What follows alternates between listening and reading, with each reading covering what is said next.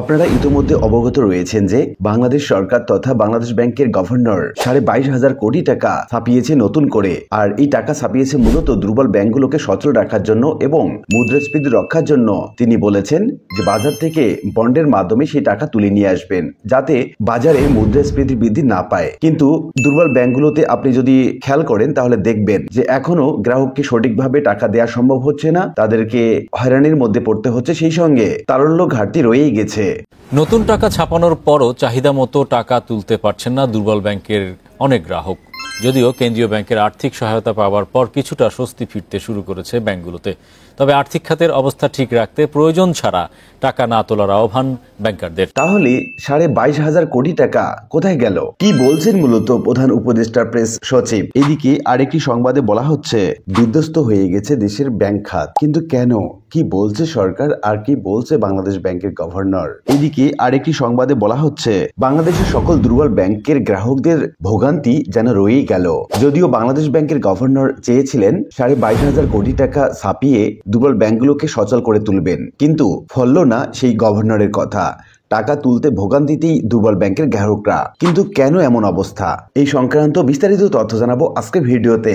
প্রিয় ভিউয়ার্স, আজকে নতুন ভিডিওতে সবাইকে স্বাগত জানাচ্ছি। আপনি যদি আমার চ্যানেলে নতুন হয়ে থাকেন তাহলে এরকম গুরুত্বপূর্ণ ভিডিওর আপডেট পেতে চ্যানেলটি সাবস্ক্রাইব করে রাখুন। ভালো লাগলে লাইক কমেন্ট করুন আর সম্পূর্ণ ধারণা পেতে পুরো ভিডিওটি না টেনে দেখুন।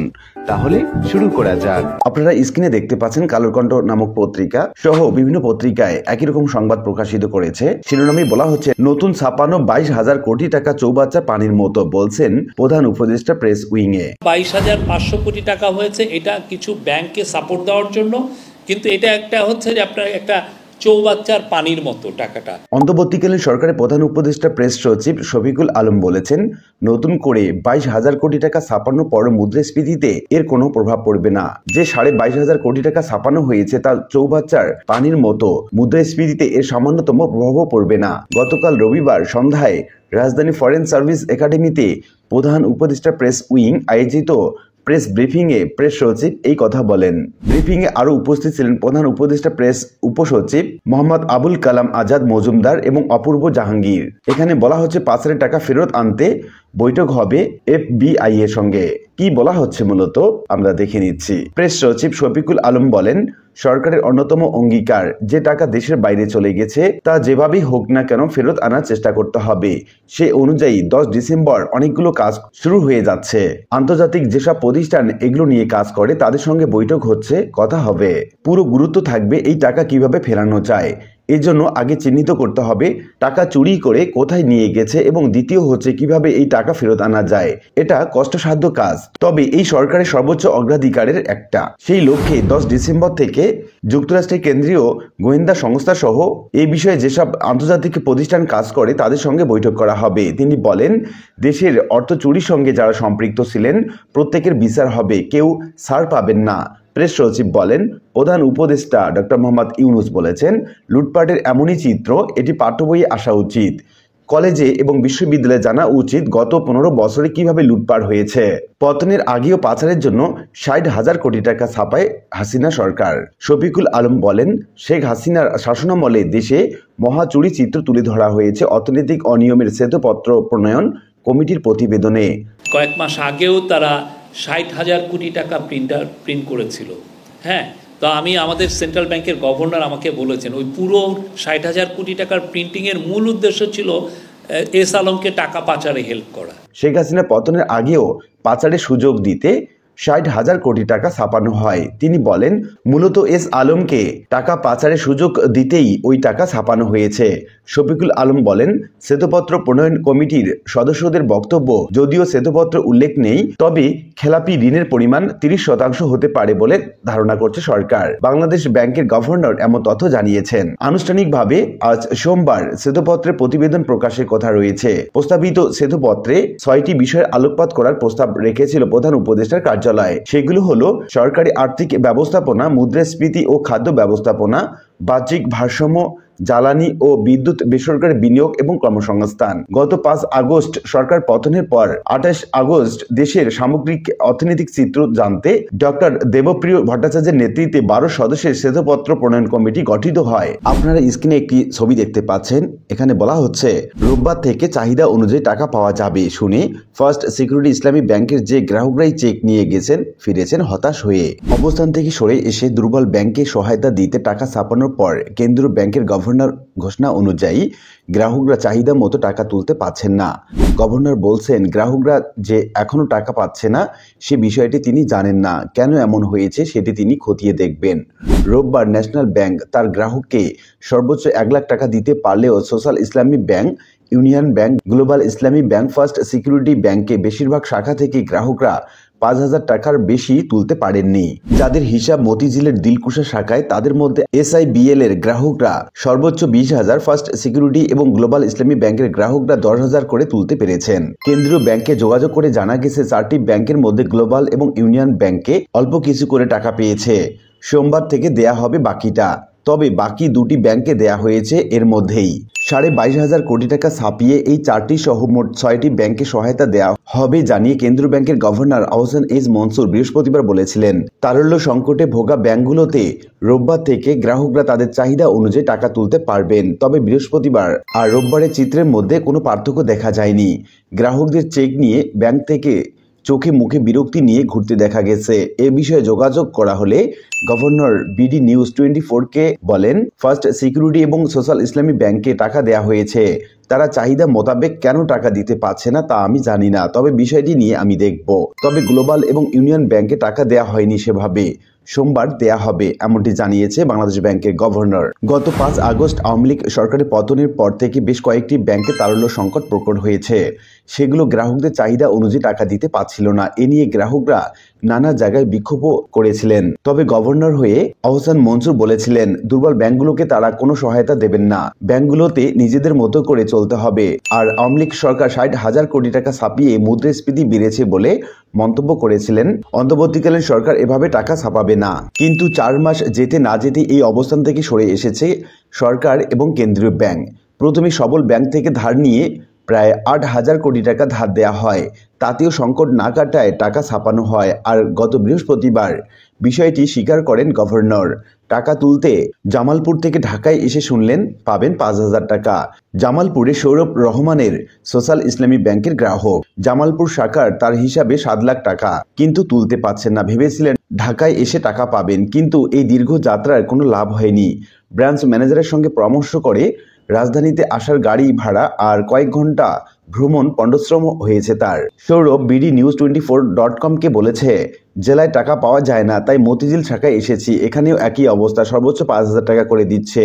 একই ব্যাংকের গ্রাহক আমিনা খাতুন 1 লাখ টাকা চেক নিয়ে আসলেও তাকেও জানানো হয় 5,000 টাকা দেয়া যাবে। তার হিসাব এই শাখায় থাকলেও 20,000 টাকা দেয়া যেত বলে ক্যাশ কাউন্টার থেকে জানানো হয়েছে। ফার্স্ট সিকিউরিটি ইসলামী ব্যাংকেও গিয়ে একই চিত্র দেখা গেল। এই ব্যাংকের মিরপুর শাখার গ্রাহক আব্দুল হাকিম দিলকুশা শাখায় 50,000 টাকা চেক নিয়ে জমা দিলে তাকে দেয়া হয় 5,000 টাকা। BD নিউজ 24.com-কে তিনি বলেন, মিরপুর শাখা থেকে আমাকে মতিঝিল শাখায় আসতে বলেছে। তারা বলেছিল এই শাখায় পাওয়া যাবে। গভর্নর তো বলেছিলেন রোববার থেকে টাকা পাওয়া যাবে। একই ব্যাংকের গ্রাহক রায়হান চৌধুরীর হিসাব মহাখালী শাখায়। গভর্নরের কথায় আস্থা রেখে তিনি চেক নিয়ে ব্যাংকে গেলে বলা হয় সর্বোচ্চ 10,000 টাকা দেয়া যাবে। দিলকুশা শাখায় গেলে পুরো টাকা পাবেন জেনে এখানে আসার পর তাকে 5,000 টাকার বেশি দেয়া সম্ভব নয় বলে জানিয়েছে। গভর্নর তো বলেছিলেন আজ থেকে টাকা পাওয়া যাবে, কিন্তু কেন পাওয়া গেল না? এই প্রশ্নে ফার্স্ট সিকিউরিটি ইসলামী ব্যাংকের operation manager Syed Shahjahan Ali BD news 24.com-কে বলেন, কেন্দ্রীয় ব্যাংক আমাদের অল্প অল্প করে টাকা যোগান দিচ্ছে, সেই মোতাবেক আমরা গ্রাহকদের টাকা দিচ্ছি। সোশ্যাল ইসলামী ব্যাংকের দিলকুশা শাখার ম্যানেজার মোহাম্মদ মোতালেফ বলেন, গ্রাহকরা হুমড়ি খেয়ে পড়েছে আর আমানত পড়ছে কম, তাই সবাইকে চাহিদা মোতাবেক টাকা দেয়া সম্ভব হচ্ছে না। গ্লোবাল ইসলামী ব্যাংক এবং ইউনিয়ন ব্যাংকের গ্রাহকদেরও একই ভোগান্তি পোহাতে হয়েছে। তবে ব্যাংক দুটির মতিঝিল শাখায় কেউ এই বিষয়ে কথা বলতে রাজি হননি। তো উল্লিখিত আলোচনা থেকে আমরা এটুকু বলতে পারি যে গভর্নর যে কথা বলেছিলেন যে রোববার থেকে পুরোদমে টাকা পাওয়া যাবে, কিন্তু তার কথা আর ফলল না। আর ভোগান্তিতে থেকেই গেল দুর্বল ব্যাংকের গ্রাহকরা। আশা করি বিষয়টি বুঝতে পেরেছেন। আর আজকের ভিডিওটি এ পর্যন্তই। আশা করি ভিডিওটি আপনাদের ভালো লেগেছে। ভিডিওটি ভালো লাগলে লাইক কমেন্ট করতে ভুলবেন না। দেখা হবে অন্য কোনো ভিডিওতে। সে পর্যন্ত সবাই ভালো থাকবেন। ধন্যবাদ। ব্যাংক খাতকে কৃষ্ণ গহ্বর বা ব্ল্যাক হোল এর সঙ্গে তুলনা করেছে বাংলাদেশ অর্থনৈতিক পরিস্থিতি বিষয়ক শ্বেতপত্র প্রণয়ন কমিটি। কমিটির চূড়ান্ত প্রতিবেদনে বলা হয়েছে, দেশের ব্যাংক খাতে দুর্দশাগ্রস্ত ঋণের পরিমাণ এখন 6,75,000 কোটি টাকা, যে অর্থ দিয়ে 13টি মেট্রো রেল বা 22টি পদ্মা সেতু নির্মাণ করা যেত। গত 1.5 দশকে সবচেয়ে বেশি দুর্নীতি হয়েছে ব্যাংক খাতে, ফলে খাতটি বিধ্বস্ত হয়ে গেছে। ব্যাংক খাতের দুর্নীতিবাজেরা সবাই ছিলেন প্রভাবশালী। কমিটি আরও জানিয়েছে, আওয়ামী লীগ সরকারের আমলে 15 বছরে রাষ্ট্রীয় সংস্কার সহায়তার ব্যাংক দখল করা হয়েছে। কেবল একটি ব্যবসায়ী গোষ্ঠীর হাতেই 7টি ব্যাংকের নিয়ন্ত্রণ তুলে দেওয়া হয়েছিল। এরপর বড় অঙ্কের অর্থ দেশের বাইরে পাচার করা হয়। শ্বেতপত্র প্রণয়ন কমিটি তাদের চূড়ান্ত প্রতিবেদন গতকাল দুপুরে অন্তর্বর্তীকালীন সরকার প্রধান উপদেষ্টা ডক্টর মোহাম্মদ ইউনূসের কাছে হস্তান্তর করে। কমিটির প্রধান ছিলেন বেসরকারি গবেষণা প্রতিষ্ঠান সেন্টার ফর পলিসি ডায়ালগের সম্মানীয় ফেলো দেবপ্রিয় ভট্টাচার্য। তার নেতৃত্বে কমিটির সদস্যরা প্রধান উপদেষ্টার কাছে প্রতিবেদনটি জমা দেন। অনুষ্ঠানে বাংলাদেশ ব্যাংকের গভর্নর আহসান এইচ মনসুর জানান, ব্যাংক খাতের খেলাপি ঋণ আগামী দিনে মোট ঋণের 25 থেকে 30% পৌঁছে যাবে। তিনি বলেন, এসব ঋণের বড় অংশই 2017 সালের পর দেয়া হয়েছে, যার একটি বড় অংশ পাচার হয়ে গেছে। প্রসঙ্গত 2017 সালে এবং এরপরে ইসলামী ব্যাংক, সোশ্যাল ইসলামী ব্যাংক সহ কয়েকটি ব্যাংকের নিয়ন্ত্রণ দখল নেয় বিতর্কিত ব্যবসায়ী গোষ্ঠী এস আলম গ্রুপ। একই সময়ে ইউনাইটেড কমার্শিয়াল ব্যাংকের পূর্ণ নিয়ন্ত্রণ নেন সাবেক ভূমি মন্ত্রী এবং আওয়ামী লীগ নেতা সাইফুজ্জামান চৌধুরী এবং তার পরিবার। অনুষ্ঠানে কেন্দ্রীয় ব্যাংকের গভর্নর বলেন, আগামী দিনে খেলাপি ঋণের অর্ধেক বা 2.5 লাখ কোটি টাকা হবে এস আলম, সাইফুজ্জামান সহ বড় কয়েকটি গ্রুপ এবং ব্যবসায়ীর, এবং ব্যাংক খাতগুলো ছিল জিম্মি অবস্থায়। কি রকম সেটা আমরা দেখে নিচ্ছি। শ্বেতপত্রে ব্যাংক খাতের নানা সূচক তুলে ধরা হয়। রাজনৈতিক যোগাযোগের মাধ্যমে ব্যাংক আইন পরিবর্তন হয়েছে। কেন্দ্রীয় ব্যাংকের ঋণ নীতিমালা পরিবর্তন করা হয়েছে। স্বতন্ত্র পরিচালকেরা তাদের দায়িত্ব পালন করেননি। এমনকি অভ্যন্তরীণ এবং বহিঃনিরীক্ষক যথাযথ ভূমিকা রাখেনি। নতুন ব্যাংক অনুমোদন দেওয়া হয়েছে রাজনৈতিক বিবেচনায়, যার মাধ্যমে কেন্দ্রীয় ব্যাংককে জিম্মি করে ফেলা হয়। নতুন সরকার গঠিত হওয়ায় ব্যাংক খাতকে স্বজনতোষী পুঁজিবাদ থেকে রক্ষা করার সুযোগ হয়েছে।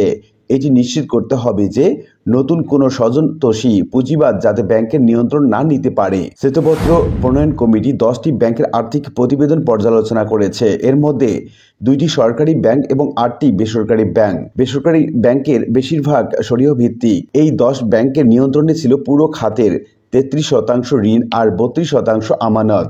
শ্বেতপত্র প্রণয়ন কমিটি বলেছে, এসব ব্যাংক কারিগরিভাবে দেউলিয়া হয়ে গেছে এবং তাদের তারল্য নেই, তবে তা দেশের আর্থিক প্রতিবেদনে প্রকাশ পায়নি। খেলাপি ঋণ 30% পৌঁছাবে, সেটা কিভাবে দেখে নিচ্ছি আমরা। ব্যাংক খাতে গত জুন শেষে খেলাপি ঋণ ছিল 2,11,391 কোটি টাকা। একই সময়ে পূর্ণ তফসিল এবং পূর্ণ গঠন করা ঋণ ছিল 2,72,856 কোটি টাকা। অবলোপন করা ঋণের স্থিতি ছিল 75,389 কোটি টাকা। কেন্দ্রীয় ব্যাংক জানিয়েছে, গত সেপ্টেম্বর শেষে খেলাপি ঋণ বেড়ে 2,84,977 কোটি টাকা হয়। ফলে খেলাপি ঋণ ঊর্ধ্বমুখী ধারায় রয়েছে। শ্বেতপত্র হস্তান্তর অনুষ্ঠানে আহসান এইচ মনসুর বলেন, আমরা দেশের আর্থিক খাতের স্বাস্থ্য পরীক্ষা করছি। সামনে খেলাপি ঋণ 25 থেকে 30% পৌঁছে যাবে। এখন যা 12.5%, আগামী মাসে তা 15%, তারপর 17%, ধীরে ধীরে 30% পৌঁছে যেতে পারে। খেলাপি আগেই হয়ে আছে, এখন তা হিসাবে আসবে। এটা কমিয়ে আনতে আমরা কাজ শুরু করেছি। কেন্দ্রীয় ব্যাংকের গভর্নর বলেন, নিয়ন্ত্রক সংস্থাকে তদারকি জোরদার করতে হবে, যে কাজ ইতিমধ্যে শুরু হয়েছে। ব্যাংকগুলোর সম্পদের মান পরীক্ষা আন্তর্জাতিক প্রতিষ্ঠান দিয়ে করা হচ্ছে। 11 ডিসেম্বর এই কাজ শুরু হবে। প্রথমে 12টি ব্যাংক এবং পরে 20টি ব্যাংকে নিরীক্ষা করা হবে। এতে তাদের প্রকৃত চিত্র বের হয়ে আসবে। আহসান এইচ মনসুর বলেন, এসব ব্যাংকের ভবিষ্যৎ নির্ধারণ করে রাজনৈতিক সিদ্ধান্তের প্রয়োজন হবে। কেন্দ্রীয় ব্যাংক আমানতকারীদের সম্পদ রক্ষা করতে পদক্ষেপ নেবে, তাদের সুরক্ষা দেয়া হবে। ব্যাংকগুলোকে টাকা দেয়া হয়েছে, আশা করা যাচ্ছে এর মাধ্যমে গ্রাহক আস্থা ফিরে আসবে। তিনি আরও বলেন, ব্যাংক নিয়ে সিদ্ধান্ত নিতে আইন করা হচ্ছে। পাচারের টাকা ফেরত আনতে আন্তর্জাতিক সব সংস্থাকে কাজে লাগানো হচ্ছে, তবে এটা দীর্ঘ প্রক্রিয়া। তবে খুশির সংবাদ এই যে আগামী মে থেকে জুনে মুদ্রাস্ফীতি 7% নামতে পারে বলছেন গভর্নর। তো উল্লিখিত বিভিন্ন আলোচনা থেকে আমরা এইটুকু বলতে পারি যে বিগত সরকারের আমলে বিধ্বস্ত হয়ে গেছে দেশের ব্যাংক খাত, আর এই ব্যাংক খাতকে উত্তরণ করার জন্য সরকার নানামুখী পদক্ষেপ নিয়েছে। আশা করা যাচ্ছে আগামী কয়েক মাসের মধ্যে এই ব্যাংক খাতটি সবল হয়ে উঠবে, সেই প্রত্যাশা করছে সরকারের পক্ষ থেকে সরকারি অর্থ উপদেষ্টা, বাংলাদেশ ব্যাংকের গভর্নর সহ সংশ্লিষ্ট সকল ব্যক্তিবর্গ। আশা করি বিষয়টি বুঝতে পেরেছেন। আর আজকের ভিডিওটি এ পর্যন্তই। আশা করি ভিডিওটি আপনাদের ভালো লেগেছে। ভিডিওটি ভালো লাগলে লাইক কমেন্ট করতে ভুলবেন না, আর নিয়মিত আপডেট পেতে অবশ্যই চ্যানেলটি সাবস্ক্রাইব করে রাখুন। দেখা হবে অন্য কোনো ভিডিওতে। সে পর্যন্ত সবাই ভালো থাকবেন। ধন্যবাদ।